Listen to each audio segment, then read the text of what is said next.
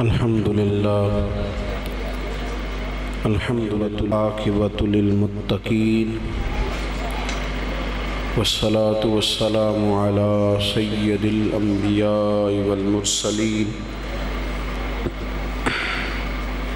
وعلی آلہ واصحابہ اجمعین، اما بعد۔ اعوذ باللہ من الشیطان الرجیم، بسم اللہ الرحمن الرحیم۔ یا ایہا الذین آمنوا قوا انفسکم واہلیکم نارا۔ صدق اللہ العظیم۔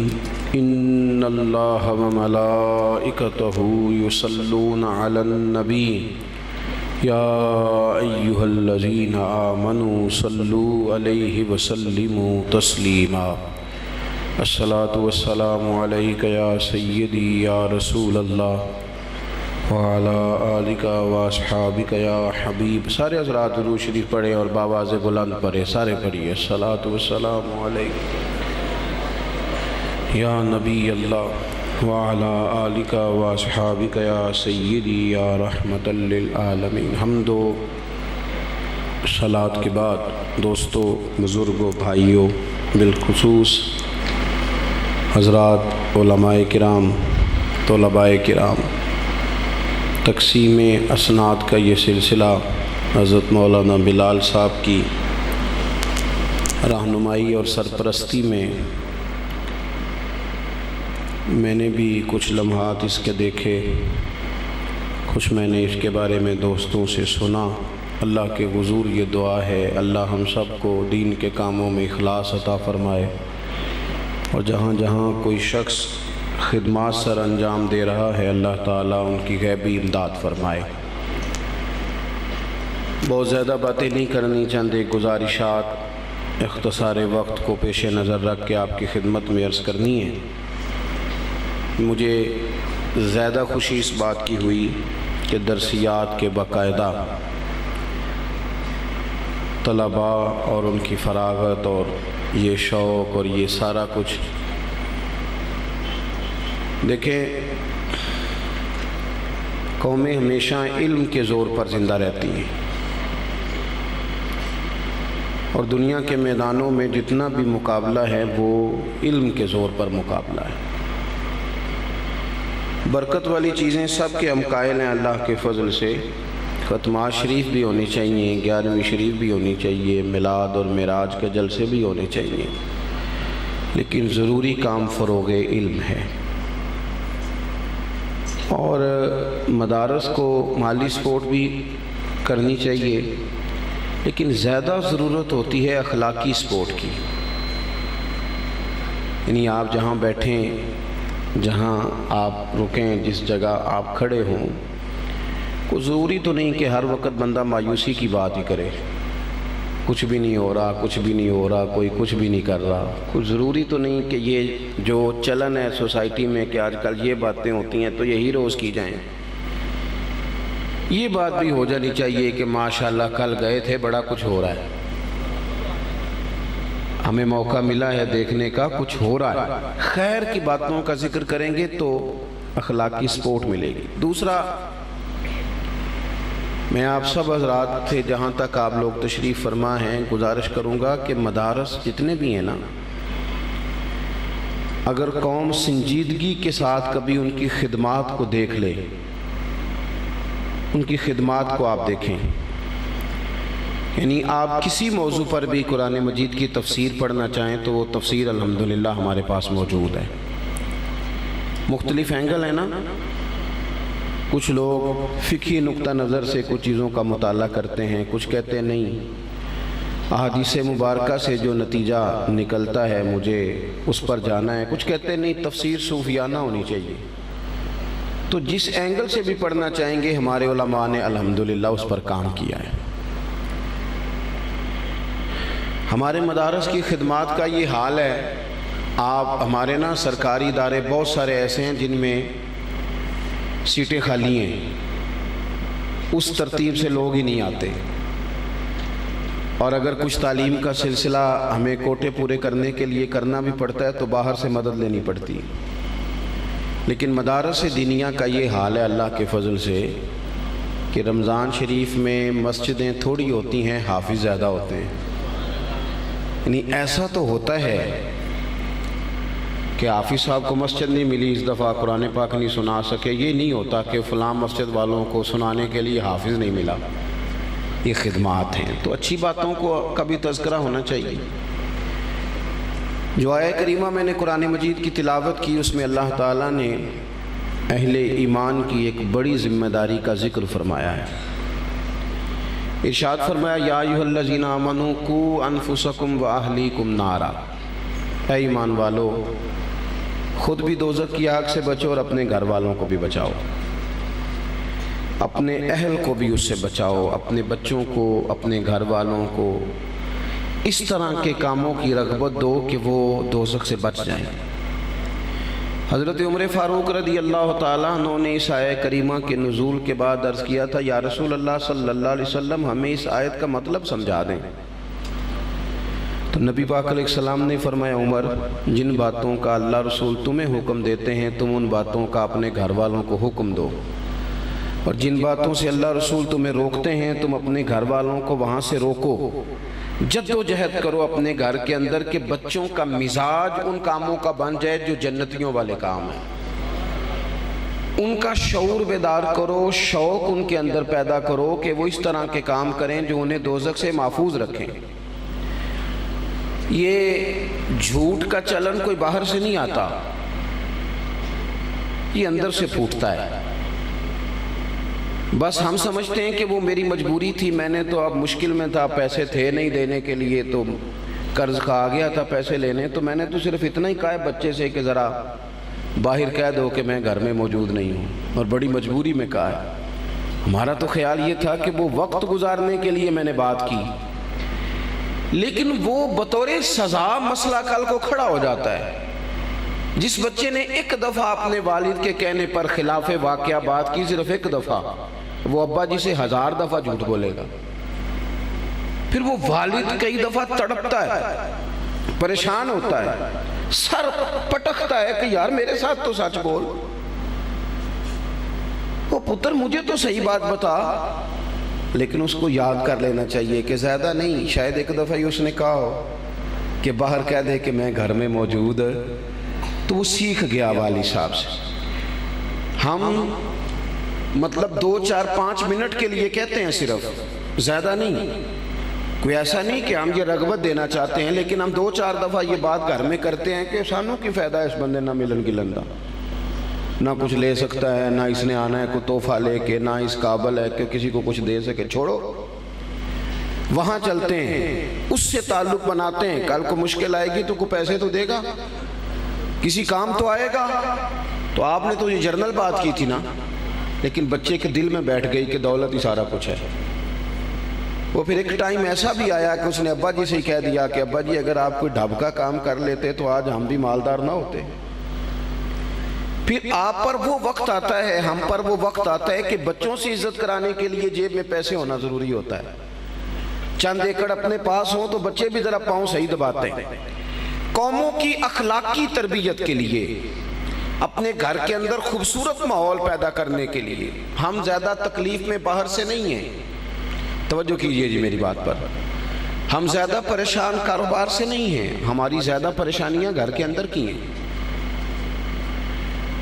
یہ نفسیات کے، ٹینشن کے، ڈپریشن کے مریض اس لیے تو نہیں کہ کاروبار نہیں چل رہا، گھر کے اندر سے اس طرح کا ماحول بن گیا ہے کہ بڑے بڑے لوگ، بڑی بڑی صلاحیت رکھنے والے بیچارے کچھ بھی نہیں کر سکے۔ کیوں؟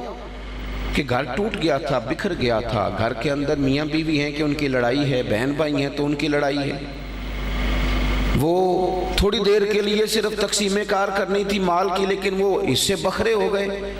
ہم اپنے گھروں کے اندر اگر چند چیزیں پیدا کرنے میں کامیاب ہو جائیں، سب سے پہلی تو بات یہ کہ ہم اپنے گھروں کے اندر علم کا شوق پیدا کرنے میں کامیاب ہیں، اور مثال ہی دینی ہے نا بچوں کو، اور ہم دیتے بھی ہیں کہ بیٹا وہ فلانے کا بچہ بیٹا ڈاکٹر بن گیا، دیکھ کتنے پیسے کماتا ہے، بات پھر پیسوں کی، وہ فلاں کا بچہ انجینئر بن گیا، دیکھ کتنے پیسے اکٹھے کر کے لاتا ہے، بات پھر پیسوں کی۔ اگر تھوڑی سی رغبت اس طرح کی ہو جائے اگر توجہ اس طرح کی ہو جائے بچوں کے ساتھ، میرے نبی پاک علیہ السلام کسی بچے کو دعا بھی دیتے تھے تو علم کی دعا دیتے تھے۔ آپ بخاری شریف دیکھیے، حضرت عبداللہ ابن عباس رضی اللہ تعالیٰ عنہ نے ایک دفعہ گزارش کی حضرت بلال حبشی سے کہ آپ روز حضور کے لیے وضو کا پانی رکھتے ہیں، آج میں نہ رکھ دوں؟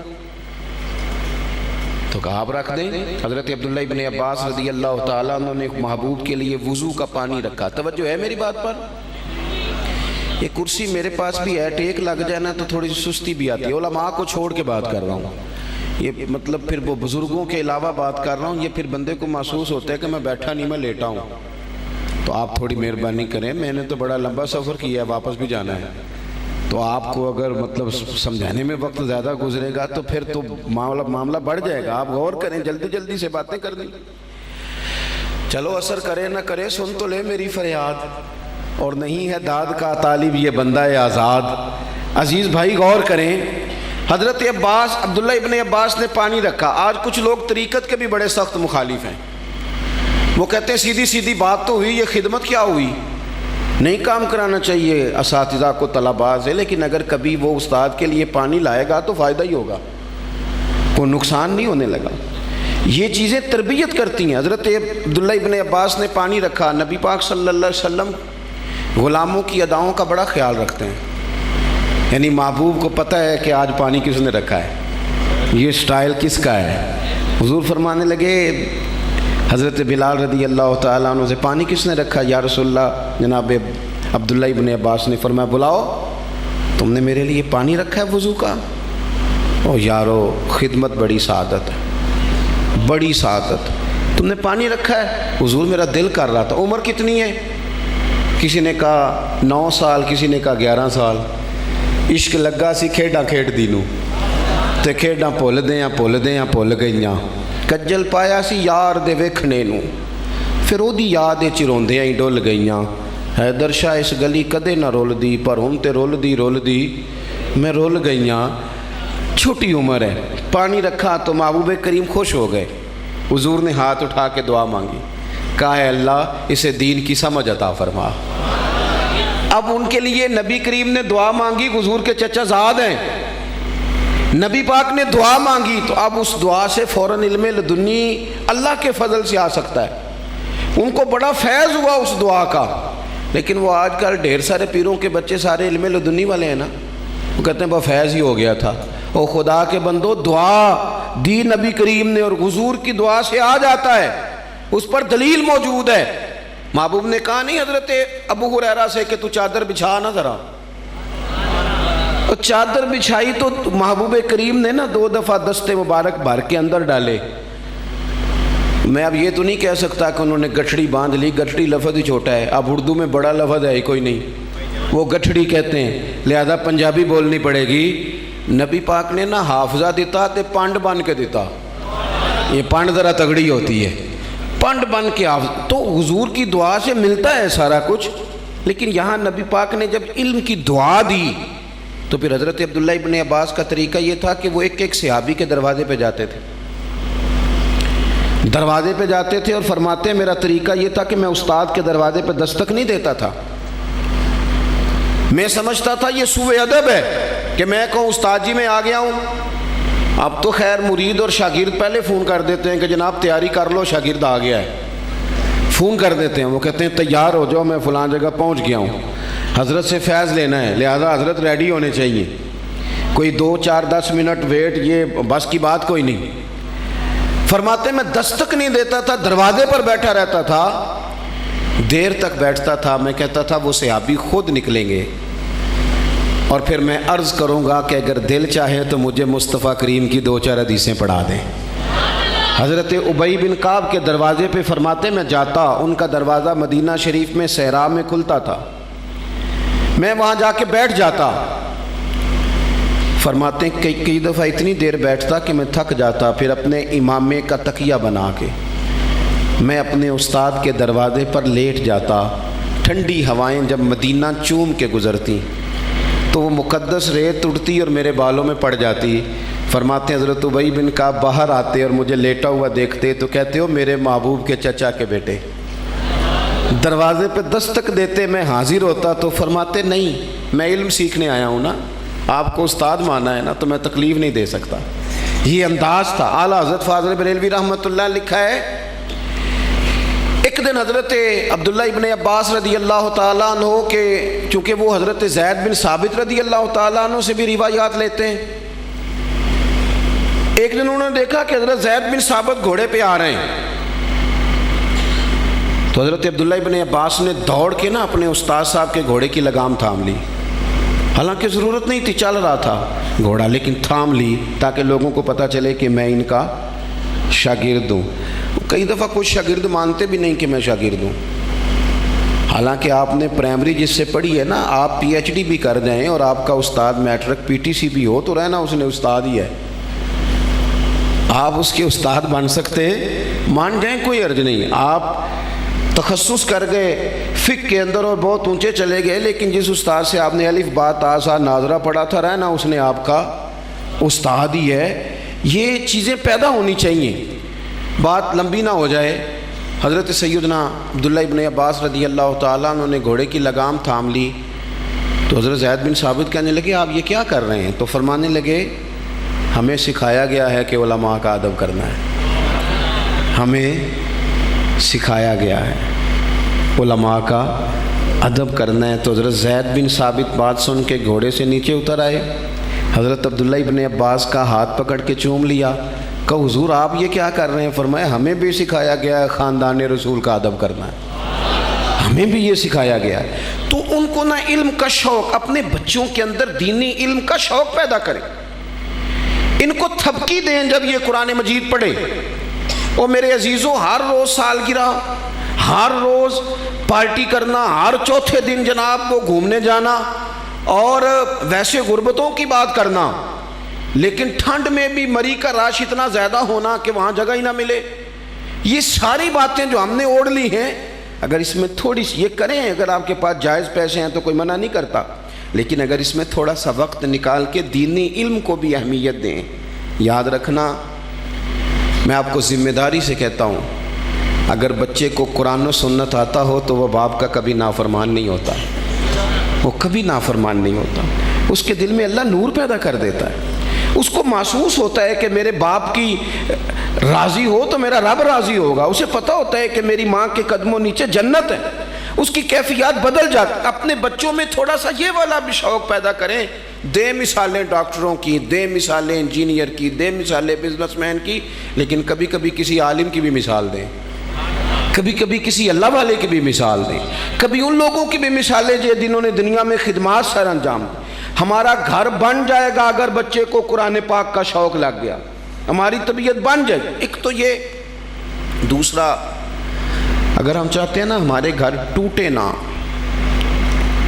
تو پھر انہیں حقوق کا وہ والا چارٹر پڑھائیں جو رسول پاک نے عطا فرمایا ہے. صرف 2 4 5 مخصوص چیزوں کے لیے دین کی طرف نہ آئیں. ہماری عورتوں نے ایک مسئلہ بڑا پکا یاد کر لیا ہے. وہ کہتی ہیں کس کتاب میں لکھا ہے مولوی صاحب ساس کو کھانا پکا کے دینا؟ کس حدیث میں آیا ہے سسر کو کھانا پکا کے دینا؟ عورت کے لیے تو ضروری نہیں ہے. انہوں نے یہ مسئلہ یاد کر لیا، پکا یاد کر لیا.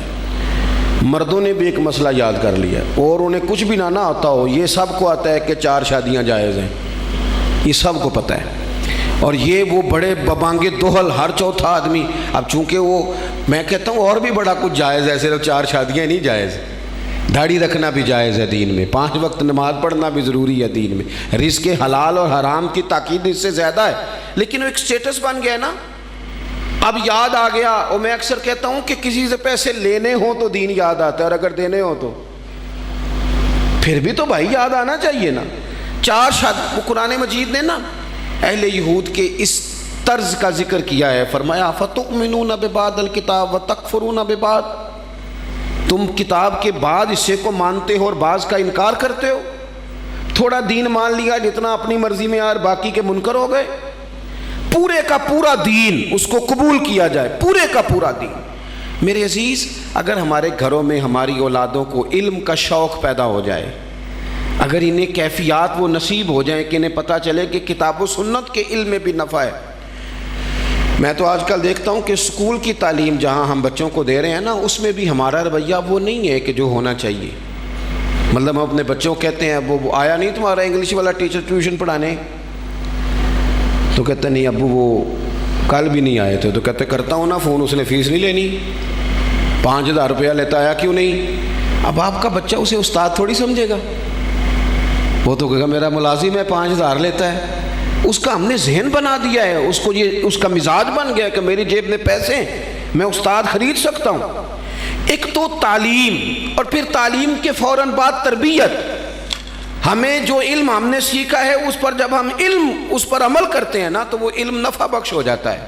لیکن الفاظ بڑے آتے ہوں، باتیں بڑی آتی ہو، پنچایت نمٹانی بھی آتی ہو، گاہک کو شیشے میں اتارنا بھی آتا ہو، اور جناب مولانا صاحب ہو میری طرح کے اور جناب 2-2 گھنٹے انہیں واعظ بھی کرنا آتا ہو اور دلائل بھی بڑے رکھتے ہوں، لیکن عمل کی باری آئے تو بھاگتے پھریں، نماز کا ٹائم آئے تو معاذ اللہ چھپتے پھریں، جب کہیں بیٹھ کے ہمیں عبادت کا موقع ملے تو پھر جان چھڑائیں. تو میرے نبی پاک نے دعا مانگی ہے، دعا. وہ یارو کتنا درد ہے اس بات میں. حضور فرمانے لگے اے اللہ میں اس علم سے تیری پناہ مانگتا ہوں جو علم تو ہو پر نفع والا نہ ہو، اس سے فائدہ نہ اٹھایا جا سکے. اپنا آپ جو سیکھتے ہیں وہ عمل کے لیے سیکھیں. جب انسان عمل کرتا ہے نا اس کی زندگی آسان ہو جاتی ہے. وہ محسوس کرتا، جو بعمل آدمی کو چھپنا نہیں پڑتا، اسے تکلف کر کے نیکی نہیں کرنا پڑتی، وہ مجبور نہیں ہوتا، بلکہ آپ نے جو سیکھا ہوتا ہے جب آپ اس پر عمل کرتے ہیں نا تو آپ کو محسوس ہوتا ہے کہ زندگی میری بڑی بہترین ہو گئی. نبی پاک صلی اللہ علیہ وسلم کی خدمت میں حاضر ہو کے ایک شخص نے عرض کیا تھا یا رسول اللہ صلی اللہ علیہ وسلم دین کیا ہے، اسلام کیا ہے؟ تو حضور نے فرمایا کلمے کی شہادت دینا یعنی ایمان لانا، پھر فرمایا نماز قائم کرنا، زکوٰۃ مال ہو تو ادا کرنا، اللہ استطاعت دے تو حج کرنا، رمضان کے روزے رکھنا. صرف فرائض کی بات ہوئی، سیاستہ میں حدیث موجود ہے. اس نے عرض کی یا رسول اللہ صلی اللہ علیہ وسلم میں قسم اٹھاتا ہوں اس میں کمی اور زیادتی نہیں کروں گا، یعنی یہ کام صحیح ادا کروں گا. جب وہ شخص چلا گیا نا تو محبوب فرمانے لگے اگر یہ سچ کہہ رہا ہے نا تو رب اسے ضرور جنت عطا فرمائے گا، اللہ اپنے فضل سے اسے جنت دے گا. اس نے عمل کرنے کی بات کی، اس نے عمل کا مزاج بنایا. لیکن بڑی باتیں آتی ہوں لیکن ویسے بندہ صفر ہو، وہ عمل کے معاملے میں پیچھے ہٹے. تو اس میں وہ داتا گانجی بخش علی اجویری رحمۃ اللہ علیہ کشف المعجوب میں فرماتے ہیں لوگوں نے آ کے مجاہدے پوچھے کتنا چلا کریں، بڑا کچھ پوچھا، لیکن آپ فرماتے ہیں مجھے سب سے مشکل مجاہدہ یہی لگا ہے، لوگوں کو کہو نا آگ پہ چلنا ہے تو چل لیتے ہیں، لیکن ان سے کہو نا اپنے علم پہ عمل کرو، یہ ان کے لیے مشکل ہو جاتا ہے. آگ پہ چلاؤ تو تیار ہو جاتے ہیں، لیکن اپنے علم پر عمل کرنا. ہمارے گجرانوالہ میں استاد تھے، بزرگ تھے، مولانا ابو داؤد محمد صادق صاحب رحمۃ اللہ علیہ. ان کے صاحبزادے ایک شاگرد وہ حضرت محدث اعظم سے مرید تھے، یہاں فیصل آباد میں آپ ہی کے شاگرد تھے. تو چھوٹی عید کے دوسرے دن وہ تشریف لایا کرتے تھے، حاضر ہوتے تھے اپنے استاد صاحب کے مزار پہ. تو 2-3 لوگ ساتھ تھے، تو کہتے ہیں گجرانوالہ سے نا زور کی نماز پڑھ کے چلے فیصل آباد کے لیے، تو شیخو پورہ کا ٹکٹ لے لیا. ہم نے عرض کی حضور فیصل آباد نہیں جانا، کہنے لگے چپ کر کے بیٹھو، درود شریف پڑھ رہا ہوں تم بھی پڑھو. ضرورت بھی نہیں ہوتی تھی، روب بھی بڑا تھا. کہتے ہیں شیخو پورے آ کے اترے، عصر کی نماز پڑھی. وہاں سے فیصل آباد کے راستے میں ایک اور سٹاپ آتا ہے جس کو شاہ کوٹ کہتے ہیں. کہتے وہاں سے انہوں نے پھر ٹکٹ لیا تو فیصل آباد کا نہیں لیا، شاہ کوٹ کا لے لیا. وہاں آ کے اترے، مغرب کی نماز پڑھی تو دوبارہ بس میں بیٹھ گئے. تو کچھ نہیں نہ صبر کر پاتے. ایک نے کہا حضرت جی مہربانی کریں ہمیں بتائیں تو صحیح معاملہ کیا ہے. تو فرمانے لگے پتر گاڑی بس ہماری تو نہیں نا، پتہ نہیں بس والا روکے کہ نہ روکے. اگر ڈائریکٹ ٹکٹ لے لیتے فیصل آباد کا تو عصر بھی رہ جاتی، مغرب بھی رہ جاتی. 1-2 گھنٹے سفر ہی بڑا ہے نا، لیکن خدا کا شکر نہیں ہم نے وقت پہ نماز ادا کر لی. سفر ذرا ہمیں لمبا ہو گیا نا. او میرے بھائی جن لوگوں نے عمل کرنا ہو نا عمل، وہ مشکلات تھوڑی دیکھتے ہیں، وہ تو کر گزرتے ہیں.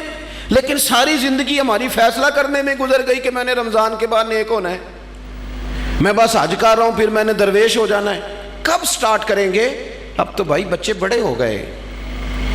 اب تو ہم ماننے کو تیار نہیں، لیکن کالے بال سفید ہو گئے، اب ہم نہیں مانتے، لیکن اب ہمیں ہفتے میں 2-3 بار دوائی کھانی پڑتی ہے۔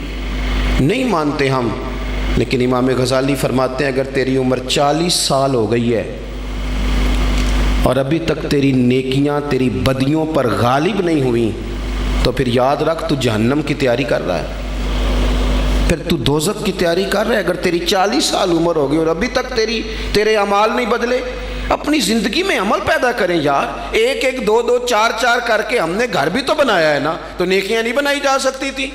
جنت کی تیاری نہیں ہو سکتی تھی؟ سفر عمل کا، آگے بڑھنے کا، جو سیکھا ہے اس پر عمل کا جذبہ، شوق، اور اپنی اولادوں کی تربیت۔ ان کو آسانیوں والا نہ بناؤ، ان کو مہنگے مہنگے موبائل دے کے علیحدہ علیحدہ کمروں میں نہ بٹھاؤ، یہ بیمار ماں کا حال پوچھنا بھی چھوڑ جائیں گے۔ ہم نے تو یہ حال کر دیا ہے کہ بچے روٹی بھی بغیر موبائل کے نہیں کھاتے، ان کو موبائل لگا کے دو گے تو وہ کھانا کھائیں گے۔ اگر یہ کیفیت رہے گی تو یاد رکھنا وہ تنہائیوں کا شکار ہو جائیں گے، کسی اور طرف نکل جائیں گے۔ انہیں زمانے کی کچھ تند و تیز فضاؤں سے نکلنے دو۔ لوگ کہتے ہیں امام علی مقام نے بڑا کردار ادا کیا کربلا میں، 3 دن بھوکے پیاسے رہے پھر بھی کمپرومائز نہیں کیا۔ بھلا کیوں نہیں کیا؟ آپ پڑھے نا امام راضی کو، وہ کہتے ہیں سیدہ فاطمہ نے پہلے تیاری کرا دی تھی، 7-7 8-8 سال کی عمریں تھیں، 3 دن مسلسل روزے رکھے امام حسن اور حسین، اور جب افطاری کا وقت آتا تو دروازے پہ فقیر مانگنے والا آتا، پاک محبوب کا پاک خاندان سارا کچھ اٹھا کے مانگنے والے کو دے دیتے۔ جب مائیں بچپن میں تیاری کرائے نا، بچوں کو ذرا سہنا آئے، انہیں ایک وقت کا فاقہ کاٹنا بھی آئے، انہیں کسی کی بات برداشت کرنی بھی آئے، انہیں سہنا بھی آئے، تو پھر بیٹی جا کے سسرال میں چوتھے دن شکایتیں نہیں بھیجے گی، پھر تیسرے دن وہ یہ نہیں کہے گی کہ یہاں میں نہیں رہ سکتی۔ لیکن ہم نے کچھ سکھایا ہی نہیں۔ وہ میں اکثر دوستوں سے پوچھتا ہوں کون اتنا غریب ہے جس کی بیٹی اتنا کام کرے کہ ہاتھوں پہ چھالے پڑ جائیں؟ لیکن سیدہ پاک کے تو پڑ جاتے تھے، انہوں نے تو ساری زندگی اپنے گھر کا کام اپنے دست مبارک سے کیا، محبوب کریم نے تربیت کی۔ اور جب حضرت فاطمہ نے آ کے عرض کیا بھی نا، یا رسول اللہ علی کہہ رہے ہیں غلام آئے ہیں، ایک مل جائے تو کام کاج میں ہاتھ بٹائے گا، تو پاک محبوب نے فرمایا فاطمہ 33 بار سبحان اللہ پڑھا کر، 33 بار الحمدللہ پڑھا کر، 34 بار اللہ اکبر پڑھا کر، رب غلام آزاد کرنے کا ثواب دے گا۔ لیکن گویا حضور نے بتا دیا کہ کام آپ نے خود ہی کرنے ہیں۔ تھوڑا سا نا، ایک بادشاہ نے نا ارادہ کیا کہ میں نے اپنے بچے کو سپہ سالاری بھی سکھائی ہے، گھوڑ سواری بھی سکھائی ہے، نیزہ بازی بھی سکھائی ہے، میں چاہتا ہوں دین بھی سیکھ جائے۔ ایک بڑے زبردست عالم تھے، ان کے ذمے لگایا کہ آپ میرے بچے کو دین کا علم پڑھائیں۔ انہوں نے مکمل جد و جہد کے ساتھ 7-8 سال میں نا پورا عالم بنا دیا شہزادے کو۔ میری باتوں کی سمجھ آ رہی ہے آپ کو؟ کس کو؟ شہزادے کو۔ کس کو عالم بنایا جی؟ میرا بچہ بھی شہزادہ ہے نا، تو آپ کا بھی شہزادہ ہے۔ تو شہزادہ تو وہ ہونا چاہیے نا جس کو کسی کی محتاجی نہ ہو، اسے کچھ آتا جاتا ہو، لیکن نرا وہ شہزادہ ہی ہو، ویسے اسے کچھ بھی نہ پتا ہو تو زیادہ نہیں چلے گا۔ وہ بادشاہ نے کہا کہ میرے شہزادے کو عالم ہونا چاہیے، عالم کے ذمے لگایا۔ انہوں نے 5-6-7 سال میں نا خوب جد و جہد کر کے مکمل عالم بنا دیا۔ ہارون رشید نے بھی کہا تھا امام کسائی سے کہ میں چاہتا ہوں آپ میرے بیٹے کو پڑھائیں، لیکن میری گزارش ہے کہ میرے گھر آ کے پڑھائیں۔ تو امام صاحب فرمانے لگے یہ نبی پاک کا علم ہے، سب کا سانجھا ہے، جہاں سب کے بیٹے بیٹھیں گے ہارون رشید کا پتر بھی وہی بیٹھے گا، گھر آ کے نہیں پڑھا سکتا۔ ہارون رشید نے اب جواب میں کیا کیا کہ امام صاحب کو نکال دوں علاقے سے؟ وہ کہنے لگا حضور میں بھی آزما ہی رہا تھا، میرا بھی دل تھا کہ میں سادے مولوی سے بچہ نہ پڑھواؤں، کسی غیرت مند سے پڑھواؤں۔ اب یہ گھر آیا کرے گا آپ کے، جہاں سارے بچے بیٹھیں گے چٹائی پہ وہیں بیٹھ کے پڑھے گا۔ ہارون رشید ایک دن گزر رہے تھے تو امام کسائی وضو کر رہے تھے اور شہزادہ ہارون رشید کا وضو کرا رہا تھا۔ اس نے لوٹا پکڑا ہوا ہے، امام صاحب کے پیروں پہ پانی ڈال رہا ہے اور امام صاحب وضو کر رہے ہیں۔ ہارون رشید گھوڑے پہ گزر رہے تھے، دور سے دیکھا تو گھوڑا بھگا دیا۔ کچھ شاگرد کہنے لگے حضور ہارون رشید آ رہا ہے، تو آپ فرمانے لگے کیا کروں آ رہا ہے تو؟ آنے دو، پھر کیا ہے، سانو تخت ہزارے دی لوڑ کی ہے، نال کی لگے شہر بمبول دے نال، اسی تے اپنی بال کے سیکنے ہیں، سانو کی لگے کسی اور دے نال، آتا ہے تو آنے دو۔ وہ آ گیا، اب وہ بڑے دبدبے کے ساتھ گھوڑے سے نیچے اترا، لوگوں کا خیال تھا ناراض ہوگا کہ میرے شہزادے سے کام کرا رہے ہیں، وہ اسی طرز پہ تیزی کے ساتھ قریب آیا اور حیرت انگیز انداز کے غصے میں۔ اب شاگرد اور عقیدت مند کانپ رہے ہیں کہ استادوں کے بارے میں کوئی بات نہ کر دے، ہم سے برداشت نہیں ہو سکے گا، لیکن اس نے قریب آ کے اپنے بچے کے کمر پہ زور سے مارا، کہنے لگا خدا کے بندے یہ تو کیا کر رہا ہے؟ استاد اپنے ہاتھوں سے پیر دھو رہے ہیں، ایک ہاتھ میں لوٹا پکڑ اور دوسرے ہاتھ سے استاد کے پیر دھلوا، تو نے پورا عالم نہیں بننا؟ یہ کیا تو نے طریقہ اختیار کیا ہوا ہے؟ اس طرح کر کے اس استاد صاحب کی خدمت کر۔ تو وہ اس بادشاہ نے نا اپنے بیٹے کو پڑھانے کے لیے عالم کے ذمے لگایا، انہوں نے پوری محنت کے ساتھ پڑھایا، پھر وہ فارغ التحصیل بھی ہو گیا بچہ، ایک ہی بیٹا تھا، تو وہ مکمل فارغ ہو گیا نا، تو استاد صاحب کہنے لگے پیغام بھیجا، پتر کل نا مجھے تم سے کوئی کام ہے، میرے گھر آنا۔ مدرسے نہیں، گھر بلایا بچے کو، جب گھر آ گیا اندر سے کنڈی لگا لی اور چھڑی پکڑ لی، بہت مارا بچے کو، کمر پہ نشان پڑ گئے اور بلا وجہ مارا۔ اس نے کہا استاد جی میری غلطی، چپ کر، نادان، غلطی پوچھتا ہے، چل دوڑ جا۔ اس نے جا کے اپنی اماں سے شکایت کری کہ استاد جی نے بلا وجہ مارا ہے، میں تو پڑھ چکا ہوں، ہم کو وجہ نہیں تھی مارنے کی، کیوں مارا؟ اماں کہنے لگی تیرے ابا سے بات کرتی ہوں۔ والد صاحب سے کہا تو اس نے کہا چپ کرو، اگر میں اس کا باپ ہوں تو استاد بھی تو باپ ہی ہوتا ہے نا، اور اس عالم کو میں جانتا ہوں وہ نیک آدمی ہے، کوئی حکمت ہوگی اس میں، ایسے تھوڑی مارا ہے۔ وقت گزر گیا، کو 20 سال 15 سال بیت گئے، بادشاہ کا انتقال ہوا، وہ شہزادہ تخت پہ بیٹھا، اس نے پہلا حکم یہ دیا کہ میرے استاد صاحب کو بلاؤ۔ اب وہ بیچارے بوڑھے ہو گئے، چھڑی ہاتھ میں پکڑی، جھکی ہوئی کمر، بڑی مشکل سے وہ آئے اور دربار میں آ کے کھڑے ہوئے، تو شہزادے نے پہلا سوال یہ پوچھا، استاد جی پہلے تو میں بے اختیار تھا، آج اختیار میرے ہاتھ ہے، وہ بتاؤ نا مارا کیوں تھا؟ غلطی کوئی نہیں، زیادتی کری آپ نے اور اتنا مارا کہ میں ابھی تک اس کی درد محسوس کرتا ہوں۔ تو استاد صاحب نے یوں چہرہ اٹھایا، آنکھیں کھولی، کہنے لگے پتر شکر ہے اللہ کا میں ابھی تک زندہ ہوں، اسی دن کے لیے مارا تھا جو آج آیا ہے، یہ جو تو نے مجھے کٹہرے میں بلا لیا ہے نا، ٹھیک کیا، اسی دن کے لیے مارا تھا۔ کہا کیوں، کس وجہ سے؟ سنیں جی سنیں، اللہ آپ کو جزا دے، اسی دن کے لیے مارا تھا۔ کہا کیوں؟ کہنے لگے پتر کتنے سال بیت گئے مار کھائے؟ کہا کو 20 سال ہونے کو ہیں۔ فرمایا تو بھولا تو نہیں نا؟ کہا استاد جی میں نے تو پہلے دن ہی آپ کو بلایا۔ کہنے لگے پتر بس مجھے پتا تھا ایک دن تو نے حکمران بننا ہے، تو بے اختیار تھا نا، میرا کچھ نہیں کر سکا، آج با اختیار ہوا تو بلا لیا نا، پتر تو حکمران بن گیا ہے، کسی غریب پہ ظلم نہ کرنا، اگر تجھے 20 سال نہیں بھولا تو اسے بھی قیامت تک نہیں بھولے گا، اور جب وہ اللہ کی بارگاہ میں با اختیار ہوگا تو تجھے بلوا لے گا، اس لیے مارا تھا کہ یہ جو ناجائز مار ہوتی ہے اس کی درد جاتی نہیں، اس کے نشان روح پہ پڑتے ہیں، دل پر زخم رہ جاتے ہیں۔ پتر تجھے آج تک نہیں نہ بھولا، اسی دن کے لیے مارا تھا کہ تیری تربیت ہو جائے۔ اٹھ کے اس نے استاد کے ہاتھ چومے، بٹھایا، کہنے لگا آج سمجھ آئی ہے، آپ نے صرف علم نہیں پڑھایا، آپ نے تو مجھے ہدایت بھی دی ہے، آپ نے تو اللہ کی بارگاہ سے مجھے ہدایت لے کے دی ہے، آپ نے تو میری ہدایت کی جانب رہنمائی کی، اتنا بڑا کام کر دیا۔ اپنے بچوں پر تھوڑا سا بوجھ ڈالے، وہ میرے بھائی اگر ایک چھوٹی سی کھجور، صدقے کی کھجوروں میں سے امام حسین اٹھا کے منہ میں رکھ لیں تو محبوب انگلی ڈال کے نکال دیتے ہیں، فرمایا پتر نہیں ہمارے لیے ٹھیک ہے۔ ابا کیسے برداشت کرتا ہے کہ بیٹے کے منہ میں لقمہ حرام جائے، وہ کیسے برداشت کرتا ہے؟ ایک دوست مجھ سے کہنے لگے کہ گھر کے کونے سے نا رات کو رونے کی آواز آتی ہے، بڑے پیر صاحب آئے، بڑے عامل آئے، پر وہ ٹھیک نہیں ہوتا۔ میرا ذرا زیادہ قربت تھی، ورنہ ہر آدمی سے تو یوں بات نہیں کی جا سکتی۔ میں نے ان کے کان میں کہا کہ اگر بڑے پیروں کے آنے سے بھی نہیں نا مسئلہ ٹھیک ہو رہا تو ساری فیملی بیٹھ کے غور کر لو، وہاں کسی یتیم کے پیسے نہ لگ گئے ہوں، کسی بیوہ کا مال نہ اس کونے میں خرچ ہو گیا۔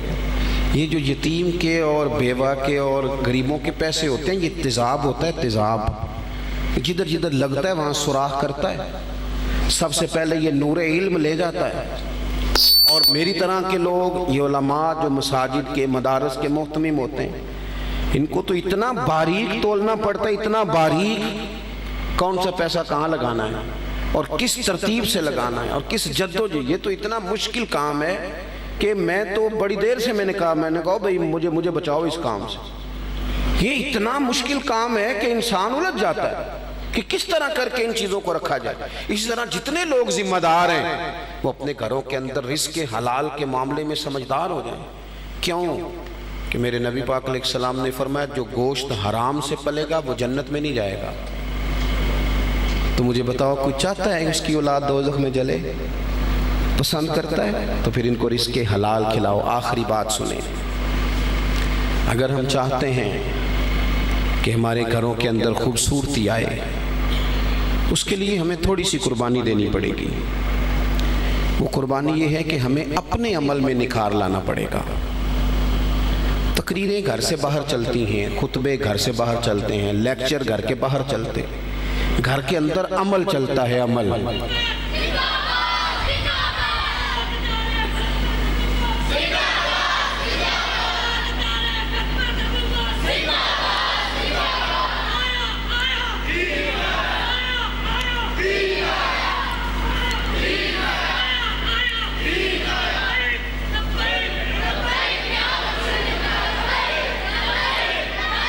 جزاک اللہ۔ سنیں جی، کردار جتنا زیادہ پختہ ہو جائے نا آدمی کا اپنا، یعنی جب آپ والد بن جاتے ہیں، جب کوئی خاتون ماں بن جاتی ہے، اس کے بچے اسے مکمل نوٹ کرتے ہیں۔ جب آپ استاد ہوتے ہیں تو آپ کو مکمل نوٹ کیا جاتا ہے۔ میں نے ایک دفعہ اپنے حساب سے گزارش کی، میں نے کہا لوگ علماء پہ اعتراض بڑا کرتے ہیں، تو فرمانے لگے صحیح کرتے ہیں۔ کس نے کہا تمہیں سب سے اونچے ممبر پہ بیٹھو؟ اگر سب سے اوپر بیٹھنا ہے تو پھر سب کی نظریں تو پڑنی ہے نا۔ یہاں تے چٹی چادر لا دینا کڑیے تے پہن نہ فقیران دی لوئی، یہ چٹی چادر تے داغ لگیندا ہے تے لوئی نو داغ نہ کوئی۔ او بھئی آپ نے دعویٰ کیا ہے نا کہ ہم سمجھانے کی مسند پہ آ کے بیٹھے ہیں، تو اگر آپ نے سمجھانا ہے تو پھر تو لوگ آپ سے کہیں گے کہ جناب آپ سمجھا رہے تھے تو یہ آپ کیوں فلاں کام کر رہے تھے؟ ہم جتنا زیادہ لوگ کردار سے سیکھتے ہیں، کردار سے جتنا کردار سے سیکھتے ہیں، اور گھر کے اندر اگر ہم کوئی بھی ایسا کام کریں گے، اپنی اہلیہ کو اگر سخت جملے کہیں گے، اسے برا بھلا کہیں گے، اس کا نقصان بھی ہمارے بچوں کو ہوگا۔ چھوٹا سا بچہ نا حفظ کا، میں کھانا کھا رہا تھا تو اس نے باہر سے اجازت مانگی، تو میری گھر والی نے کہا کہ وہ روٹی کھا رہے ہیں ذرا ٹھہر جاؤ، تو رو پڑا، تو کہنے لگی روتا کہ پتر جا چلا جا پھر۔ تو میرے پاس آ کے نا تو وہ اس طرح رویا، کھانا چھوڑ دیا۔ میں نے کہا پتر کیا ہوا؟ کہنے لگا پیر صاحب دعا کرو میری امی اور ابو لڑا نہ کریں، بڑی تکلیف میں۔